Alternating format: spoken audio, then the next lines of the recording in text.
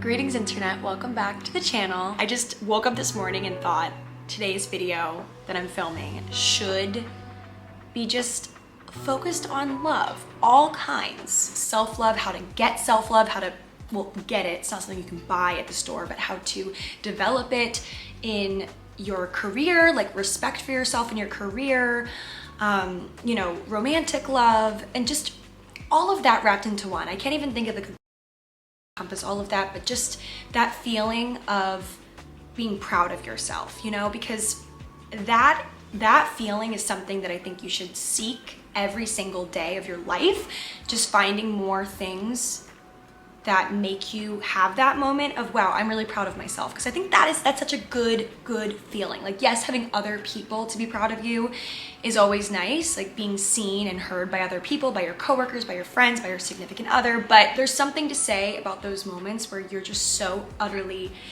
in love with yourself. Because I think for a while, many of us were conditioned to feel like that's a selfish thing. But I think in more recent years, we have kind of decided, we've accepted, we're like, okay, this can be a thing, that self-love is something that is just essential.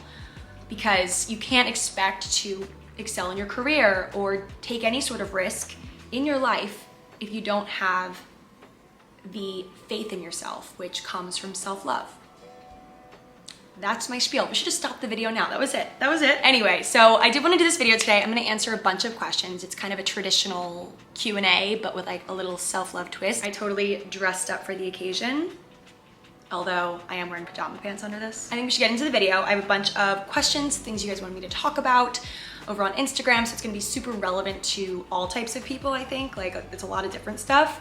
But I do wanna say this video is sponsored by BetterHelp. You guys know I have not shut up about BetterHelp probably for the last few years. I think the reason why it took me so long to get started with therapy was because I just didn't think I had time for it, and I just thought it was something that wouldn't really help me because I have friends to talk to. Like, I don't really need it. Like, it's just something, you know, not essential for my life.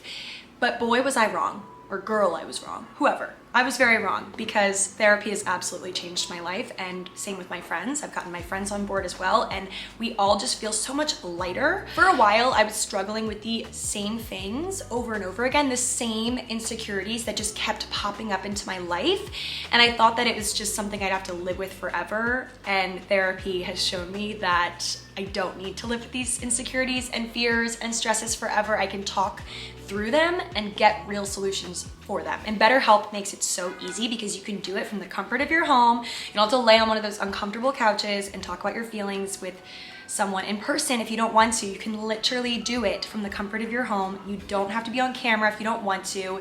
It's not a crisis line. It's not self-help. It's licensed professional therapy, and you can start talking to someone basically right away in 48 hours. It's just so convenient. Definitely check it out. I'll have BetterHelp linked down below. All right, guys, buckle up. We are about to cover a plethora of subjects today.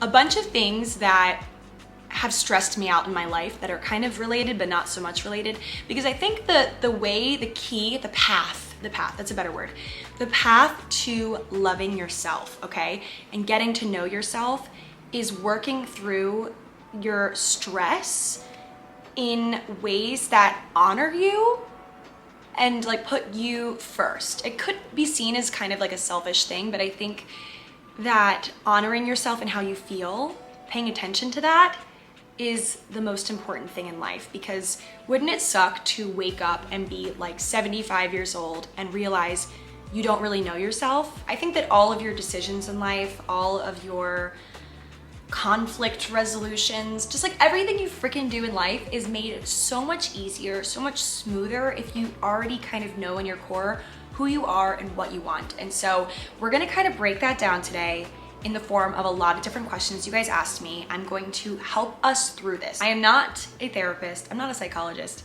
If you need one of those, check out BetterHelp. But I am me. The first feeling that we're gonna tackle is what to do when you're feeling overwhelmed, when you're feeling that just unsettled feeling. I think that's like what I would call it, is an unsettled feeling of either just overwhelmed with the responsibility of your day-to-day, you feel like you have too much on your plate, or you're not cut out for the things you're doing, or you just spread yourself out too thin on that slice of toast, like that sort of feeling, you know? What do you do when you're feeling super overwhelmed? There's just some days where I sit down to work and I feel like I'm so overwhelmed with all the things I have to do that I don't even know where to start, and so I end up doing nothing and then feeling stressed about doing nothing, and then you know that feeling. And I think I've cracked the code of just the mindset and the things that I do personally to figure that out, to work through it. And number one, what I did on Sunday actually was I cleaned my entire apartment, okay? And I really focused heavily on my closet, because I'm one of those people where I hang on to everything. I really have a hard time parting with things. And it was a huge deal when I moved here from LA and I got rid of all my furniture and I really started fresh. Like, that was a huge deal because I tend to hold on to things, like anything with sentimental value, but then also I am like lazy sometimes, and I don't feel like dealing with the whole like getting rid of stuff and then having to sell it or having to lug it downstairs and like all that. But on Sunday I woke up and I felt particularly unsettled and overwhelmed by my life. And so I literally ripped apart my closet. I pulled everything out of my closet, went through it, and considered, do I need this stuff? It's almost like carrying around baggage in any realm of life. It's like these things that I don't need. And that was kind of the physical act of me getting rid of that stuff. That really helped me and really organized. And I look in my closet, I only have 10 pairs of jeans instead of 35 that I don't wear. It's even 10 is a lot, because I kind of wear like the same 3 pairs over and over again, like every other person in the world. But it's kind of symbolic because I went through all the things that I have, all the things I'm holding, the things I'm carrying basically. Because every day that I wake up with this closet full of stuff that I don't touch or wear, I'm doing myself a disservice because I'm making it much harder for myself to just go about my day to day. If I'm picking out an outfit, it's just so much harder when I have all this unnecessary stuff that I'm carrying around that I have in my closet. After I organized my closet and my room, or my apartment, I keep calling it my room. I feel like I'm in high school. When I organized my apartment and all that, afterwards I sat down and I really did kind of like an inventory check on my life.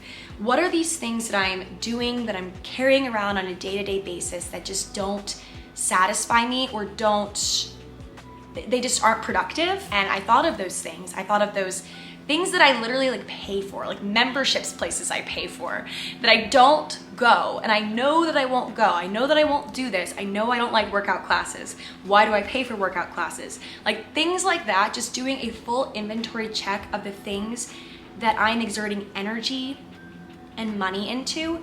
And by consolidating those things, guys, it could even be like friendships, okay? It could be dating apps, things that just stress you out, things that inflate that feeling of overwhelmed, not settled feeling. Like anything that adds fire to that, I have decided like less is more in this new season of my life. So I'm really gonna consolidate the things that I put my energy into. I'm gonna focus on those things that I do really well and that I love, and try to do more of those things. It sounds really simple, but I think a lot of times we see the things that we're not good at as this huge area of fault, and we try to sign up for things like classes and whatever that will satisfy that, and we'll try to, you know, fix that part of us. But I think it's time to focus less on the things that we don't have and more on the things that we do have, and making those things better. So the thing that I've, thought recently that has really changed the game for me is, what if it all works out? I know you're probably like, what the heck? What does that mean? Like, okay, that's the most vague thing ever. What if it all works out? You always jump to the what if this doesn't work out? It's kind of like a survival instinct of sorts that humans have just like attached ourselves to, that we feel we need to predict the failure before it happens. We need to just treat every situation like it's not gonna work out. And I feel like I've even told myself that, maybe even told you guys that, to kind of guard your expectations and keep them super low, and then anything that happens will surprise you and be great. But I think that, what if you view your life and view all these things that you're taking on, like, the things that you really love, not the random stuff, but like the stuff that you really love doing that might kind of scare you a little bit because it is an added responsibility. Maybe you don't feel totally ready for this thing that you're doing, that you're taking on, but what if it all works out? Like, just ask yourself that. Like, just convince yourself that it will work out. Kind of manifest it a little bit, okay? Because I think a lot of us just focus so much on things crashing and burning that we almost kind of speak that into existence over the success that it might hold, you know? So I'm focusing on consolidating, on tidying up my life a bit, but that doesn't mean that those things that I'm left with are kind of like a cakewalk, you know? These things are still hard. Running a business is very hard, but I'm trying to just get down to the essentials and really do those well. It's kind of a word vomit response to that, but that's what I do when I'm feeling overwhelmed, I guess. How to stop getting attached so easily. So I assume this means kind of like in a romantic context, or maybe like a friend, or just a relationship of sorts. I'm a very visual person, and what I do is I visualize, this might sound so silly, but I visualize the life that I want, okay? The person that I want to be, not someone totally different than who I am, but just a really strong, confident version of myself. And I look at all the things that she has in her life. I kind of visualize her and all these things that are surrounding her. A significant other, friends, strong relationships with her family, a cool career, like just things that are like, they're almost kind of floating around her. I visualize this woman that I want to be and that I'm growing into. Like I feel her kind of like, I feel myself becoming her. I don't feel like she's a separate entity, but she's like almost me, just where I want to be if I really do give myself that self-love that I deserve and really do pour into myself and listen to myself, and I am a good manager of myself, you know? I visualize that life that I want. I kind of see it in like a circle of sorts, and I only let things and people into that circle if it coincides with my vision. And I don't want that to be seen as like I only let the good, happy things in, because obviously life throws you curveballs all the time, and there's things you gotta do, people you have to entertain even though you don't want to. But when it comes down to what you can choose, like the people that you love, you know, I let people into my life that I don't feel like I need to beg to be there.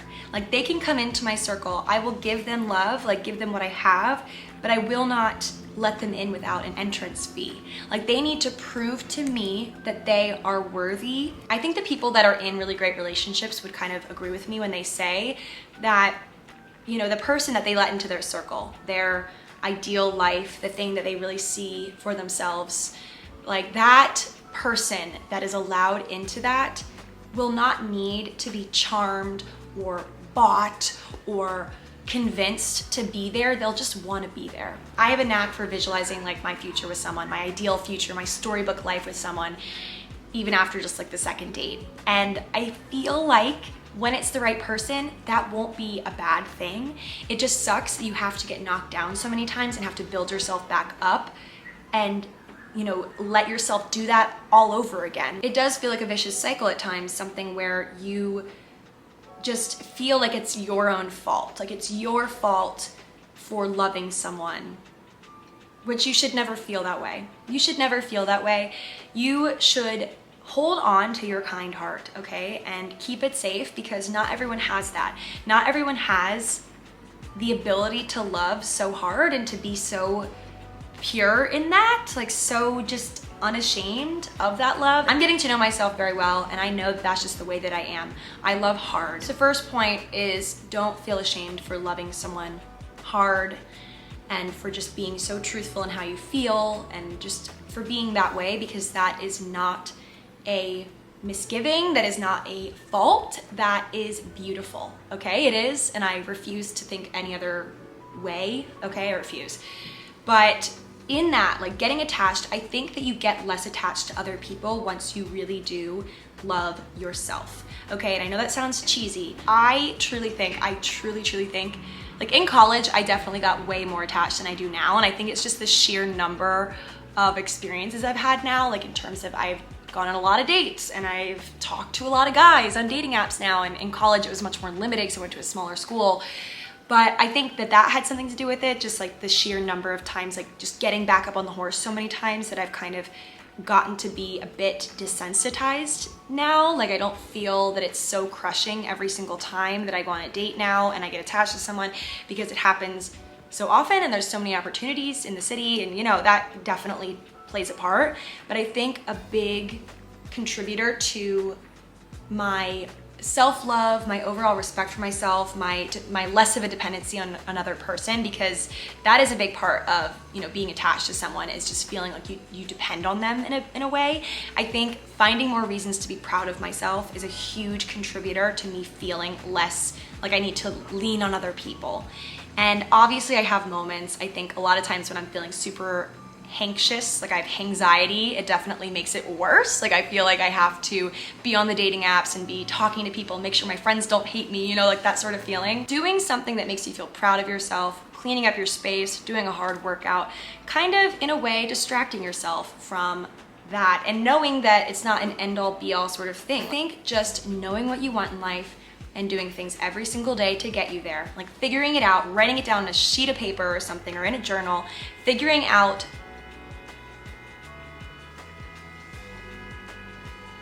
they clearly don't know what they want in life. They just want to honk. Is this real life? You guys want to know what living in New York is like? It's sitting down and filming a video only for there to be a million different sounds. I think it's pretty simple. You know, visualize the life that you want. Write it down on a sheet of paper, get it on paper, just write down, make a vision board. You know, I love that trend that was going on earlier this year. I think I need to do one myself once I get a printer. But really just think about that life you want. Think about that circle. Like for me, it's a circle. It's like me and then all of the people that are in my life that are, you know, prized possessions of mine, and not possessions, that's the worst thing to say. Prized people in my life. Like, who are these people and why are they my people? Why? Like, why are they in my life? And I think in terms of a significant other, I know that that person is not going to be someone that I feel like I need to beg to stay there. Like I get attached to people on Hinge sometimes, or I like go on a date, a couple dates, and I'm like, wow, I like really like this person.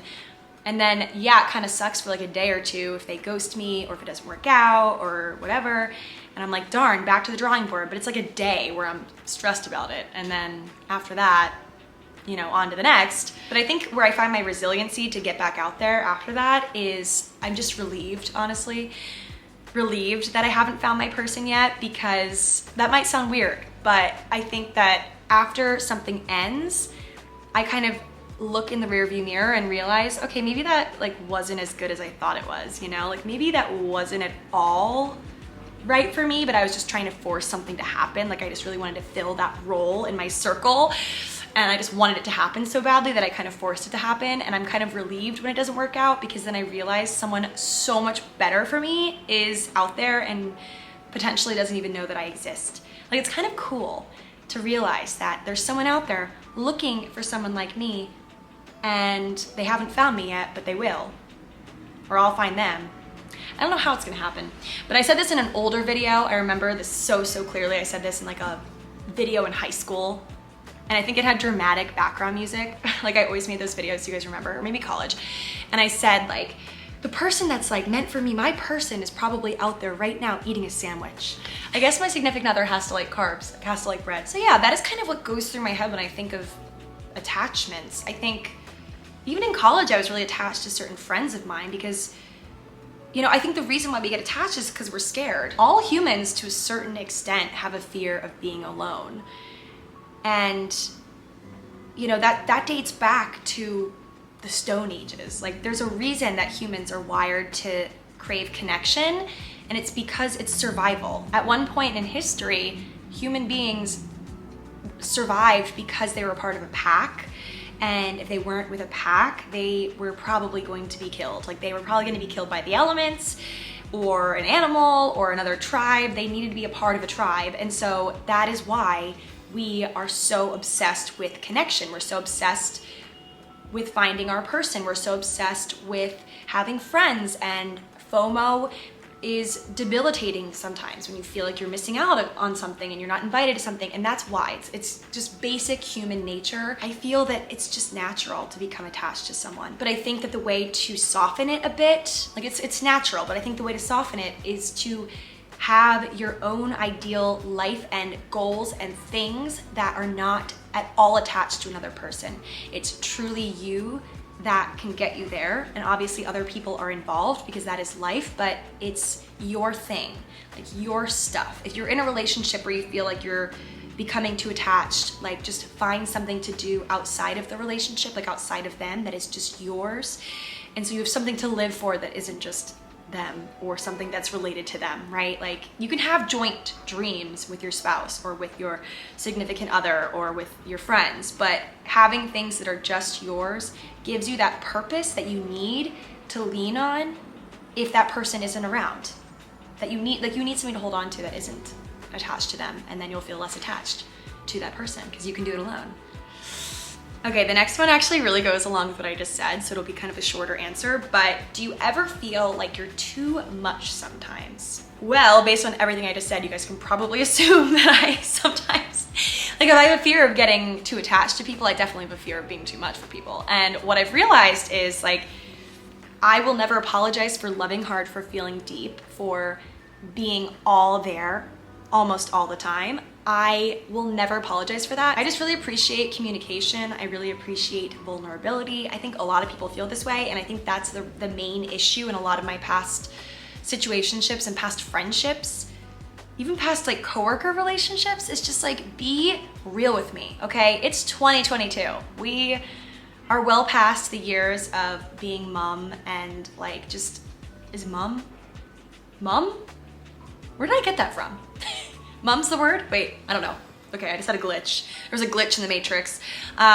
Okay, we are in 2022. It's time that we are just real. We lay it all out there. We're like, this is what we are and what we want, and I like this in bed, I don't like that in bed. I think a lot of people have this fear of being too much because they are surrounded by people and dealing with people that are too little for them. Like they are not giving them enough, and so it feels like by comparison, like in contrast, you are giving too much. And what I mean by too little is not like someone's shy, because that totally makes sense. Like I understand some people are just not as talkative, okay? I'm not meaning like speaking per se, it's kind of just like what you're giving. And sometimes when you're in a relationship with a person of any sort, like a romantic one, a friendship, a coworker, a family member, whatever, if you're not meeting each other halfway, if you're not receiving as much as you're giving in terms of vulnerability, in terms of just those things that you need, the things that you really identify in your circle of people you surround yourself with as being those important things, it can make you feel insecure. It can make you feel like you are coming on too strong, you're too much. Like I even felt this, I'm in a book club, guys. I think I've talked about this before, but I'm in a book club and it's with girls I don't really know too well. Like I met them through a friend of a friend of a friend. And in the first book club, like I am very passionate about reading and books and character development and things like that. I was a little bit afraid of coming on too strong and being too much in this environment with people I didn't really know, but they have shown me that I'm not too much. They really value me for that. They value me for the way that I show up in terms of offering these opinions and sharing things, because life is just way too darn short to not let people know how you feel, to not compliment people. Like if they're wearing a cool shirt, you gotta say it, because chances are they don't know how great they are. Okay, none of us know how great we are. It sucks. I mean, we're working on it. Obviously with this video, the self-love thing is a piece that we're working on, but you're never going to be too much to the people that like can't get enough of you, because you are just so yourself, and you're not compatible with everybody. Like, you know, you can't make a relationship work unless they are willing to make it work. Like you can't force anything. This is not the year of forcing things, okay? We are not forcing things this year. We are only allowing people into our circle if they are like deserving of a spot, okay? Because we are busy people. We are busy. So I'm done dulling myself down. I'm done quieting myself because I'm afraid that other people are not going to understand me. Like I'm just going to be myself, because truly being yourself attracts the right people, okay? It's like almost like the Superman symbol in the sky for your people. Your people will find you if you just are who you are. It is hard when you don't know who you are, I guess. Like there are moments where I lose myself, but it's all about, you know, doing those things that make you proud in your day-to-day, and then you know, those things that give you that surge of pride and that surge of passion, those are the things that make you you. So don't stop doing those things for the sake of other people because you feel like you're being too much. Drops mic. How can I learn to be more selfish without pissing people off? This is a very good one.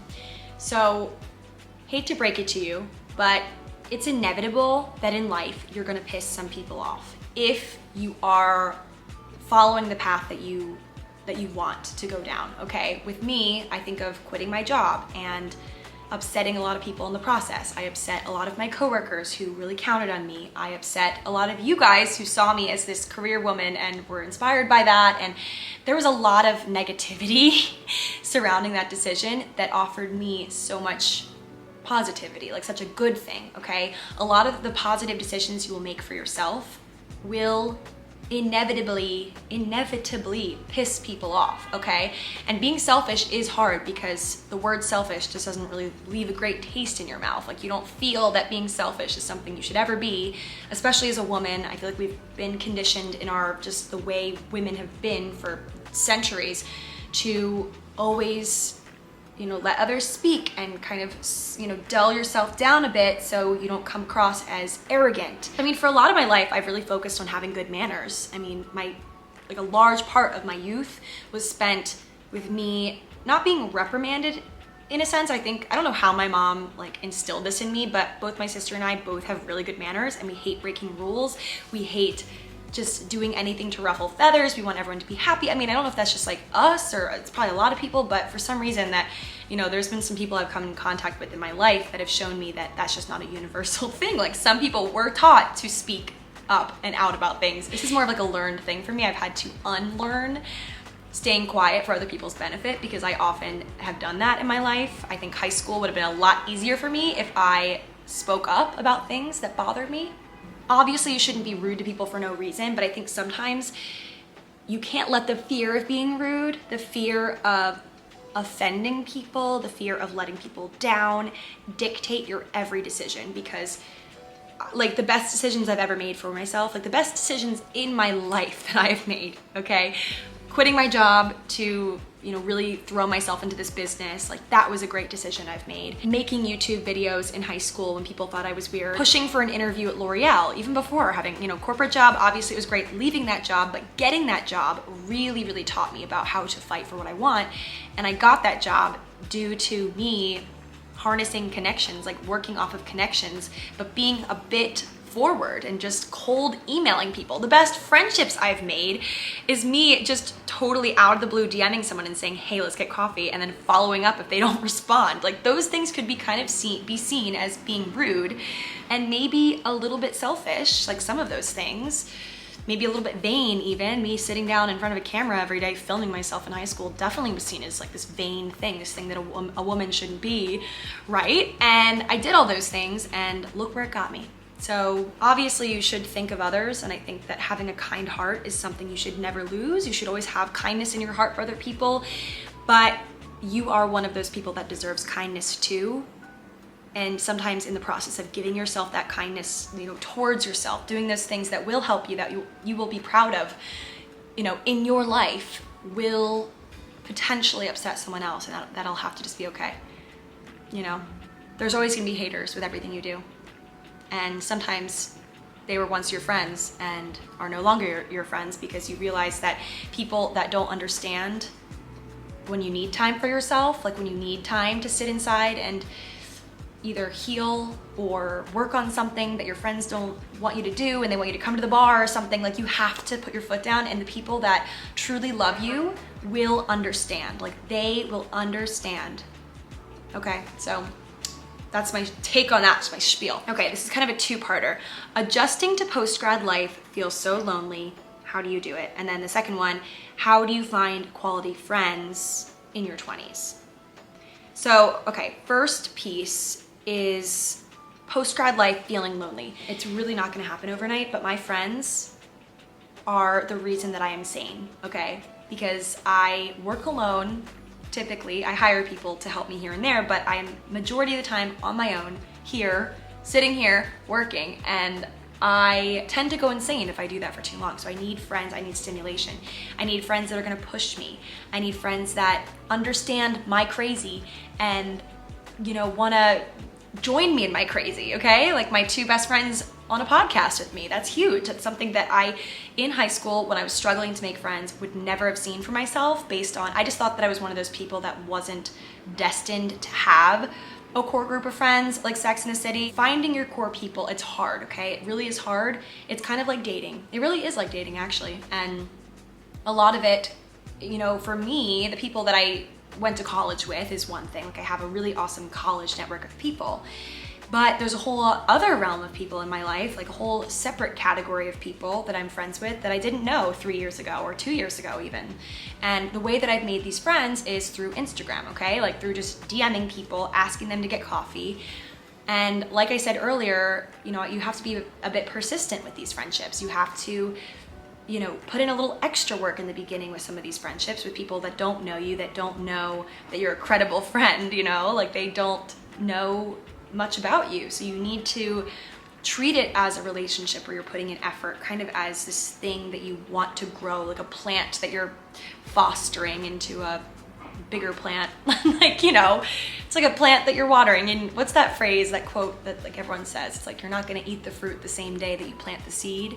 So friendships are like that too. Like you eventually get comfortable enough with the person to, you know, consider them one of your core friends, but it does take time. And the best part of it is you make like a couple of new friends, and then from there, it you know, it spreads kind of like a wildfire. It's like you are friends with these two people and you introduce them, and then they introduce you to their two people, and it's like that chart at in like the sex ed classrooms where it's like, or in like the gyno where it's like showing all the sexual partners multiplying, but these are friends. I don't know why I just made that connection, but yeah. So anyway, your friends will multiply, you will come into your own, you will find that network of people, and from there you'll get involved in a lot of awesome experiences. Sorry, my camera stopped recording.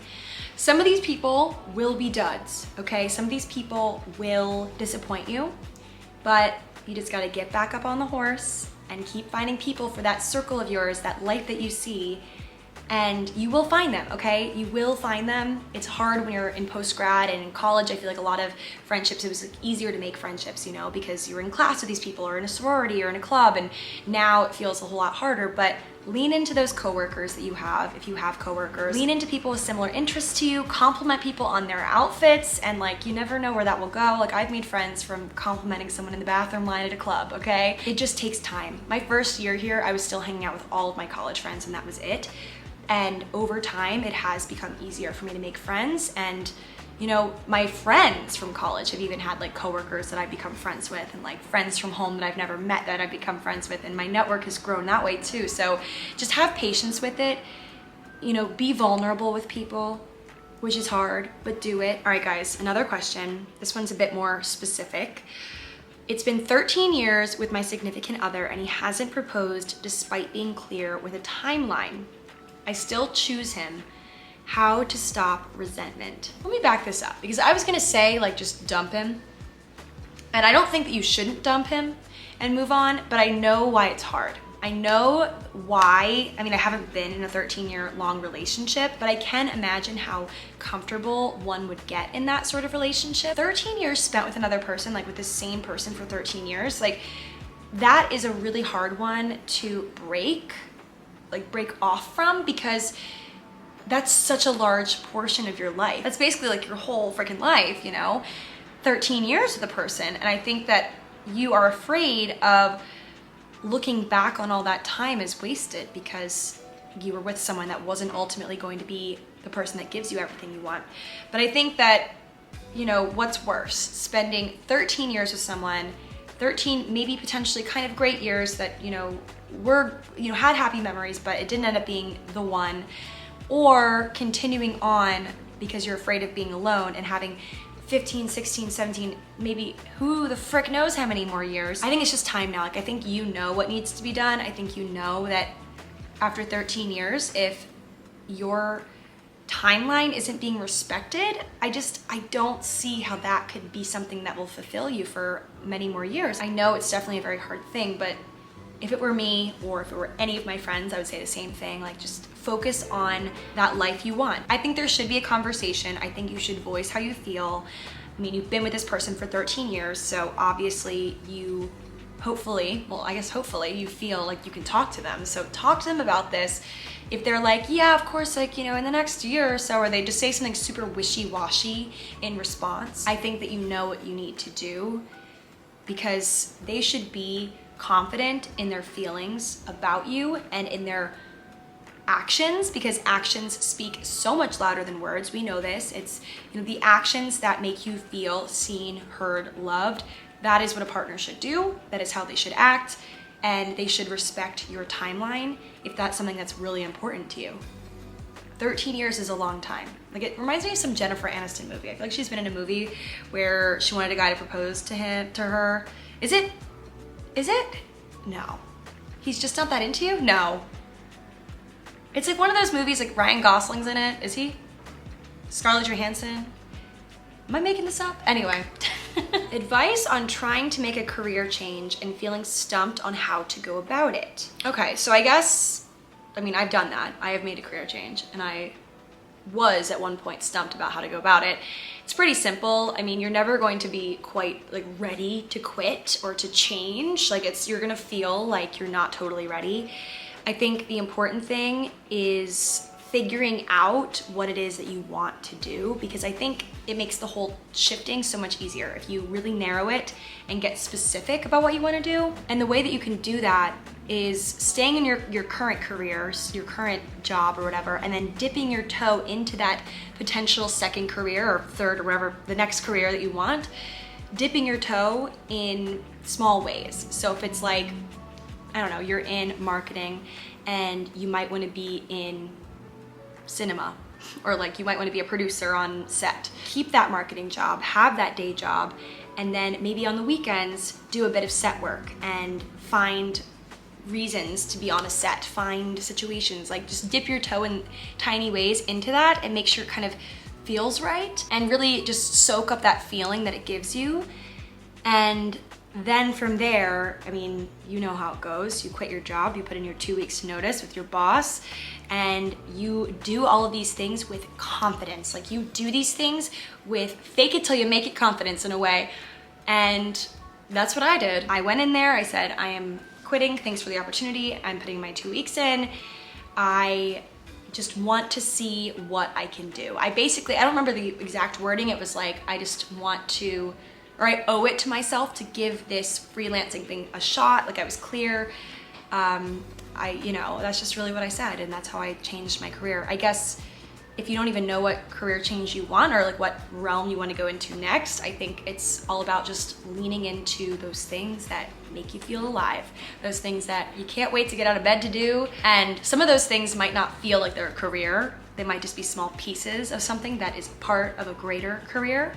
So I think also talking to other people about what they do and about what they're passionate about really helps, because sometimes you might realize that what you want to do is something that someone in your life already does, and then that's just even easier, because then you can ask them for advice and network with them. And I don't know, I guess just like really see what's out there and don't limit yourself to what you're doing now if you're not happy, because there's so much more out there. You're definitely gonna have to find time for it, which is, I think, the biggest obstacle, but just do a bunch of things you're passionate about until something sticks. Like, try a ton of different things. Like, if you're making YouTube videos, try a bunch of different YouTube videos, a bunch of different TikTok styles. Like, try a bunch of things, and it won't be immediate, but eventually something will stick and be just, you know, really stand out as that thing that is like your thing. I still feel like sometimes I'm looking for my ultimate thing, and like the thing that I'm saying thing so many times. What I'm going to be most passionate about in my life, I don't think I've done it yet. I really don't. And that's kind of cool. It's kind of interesting.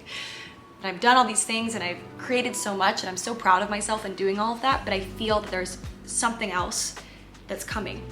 Like some other style of something that I'm gonna be good at, and it's kind of cool to imagine it like that, you're not done, you're not finished yet, there's still more. That is it for this video. Hope you all enjoyed. Thanks to BetterHelp for sponsoring, and I'll talk to you guys all hopefully next week. We'll see. Bye.